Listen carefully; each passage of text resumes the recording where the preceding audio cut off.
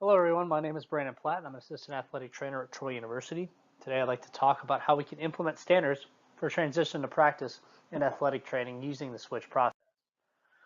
The concept of transition autonomous practice has been a hot button issue in recent years, particularly when discussing newly credentialed athletic trainers such as graduate assistants or high school athletic trainers all of a sudden being completely autonomous from previously being fully supervised students.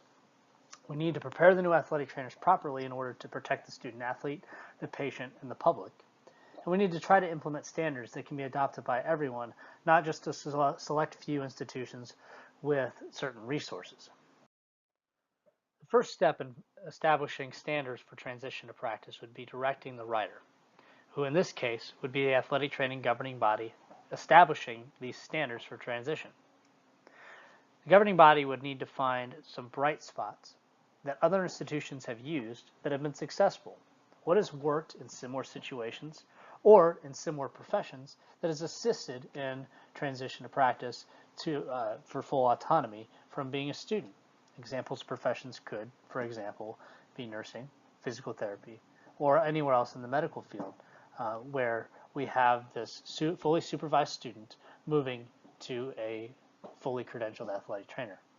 From that, we can create a step-by-step process that would facilitate acceptance from departments and settings and growth starting from a small-scale change to a more larger change to improve the quality of healthcare. This also helps to give direction to the elephants and a path by which to follow. The third step is to find ways to motivate others in the situation, or the elephants. The elephants in this case would be the newly credentialed athletic trainers who were formerly students, and the more experienced athletic trainers.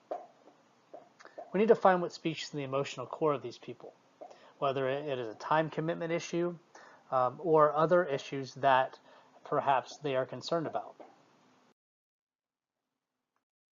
The best way to do this is to keep the change small at first and then be able to grow the change. When we find an emotional issue, many times we're going to meet resistance, especially from people who have been in a situation for a long period of time. By starting small with the change and then growing larger and larger over time, we can spread change and increase healthcare quality exponentially.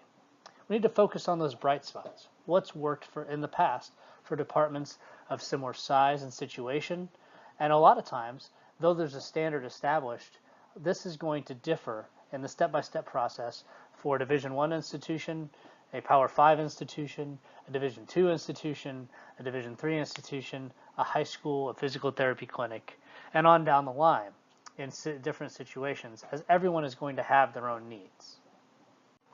The next step in the process is very important. We need to facilitate the process for the elephants by setting and clearing the path so there's a direction by which to follow. We can do this through a varied intervals of time known as plan, do, study, act cycles. In this case, probably performed every 4 to 8 weeks to reevaluate our process.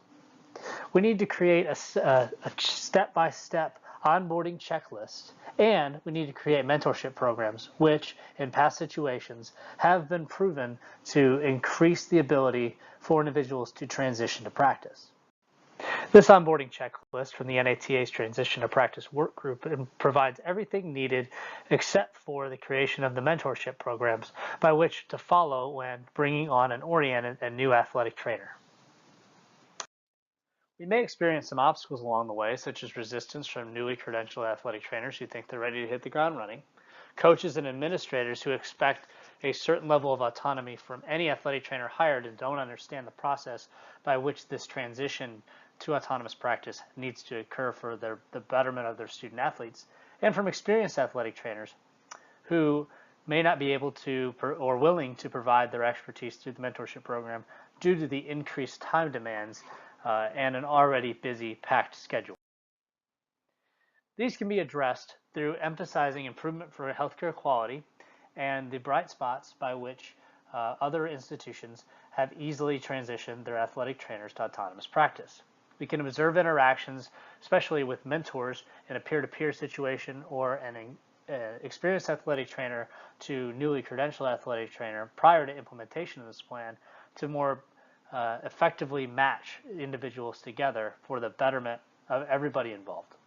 And we need to be mindful of differences in undergraduate experience and autonomy between different undergraduate programs. Students are going to come out with different levels of experience and require different levels of attention and expertise from the experienced athletic trainer. At the end of the day, athletic training will benefit from transition to practice standards because they will address the identified deficits for young clinicians, such as a difficulty with time management, a difficulty with decision making, and deficits in interpersonal skills, to name a few. It will provide a higher quality of care for the patient and student athlete, and ultimately, because of this higher quality of care, will give us more respect from other health professions. Here are my references for my paper. Thank you very much, and I have enjoyed being in class with everybody.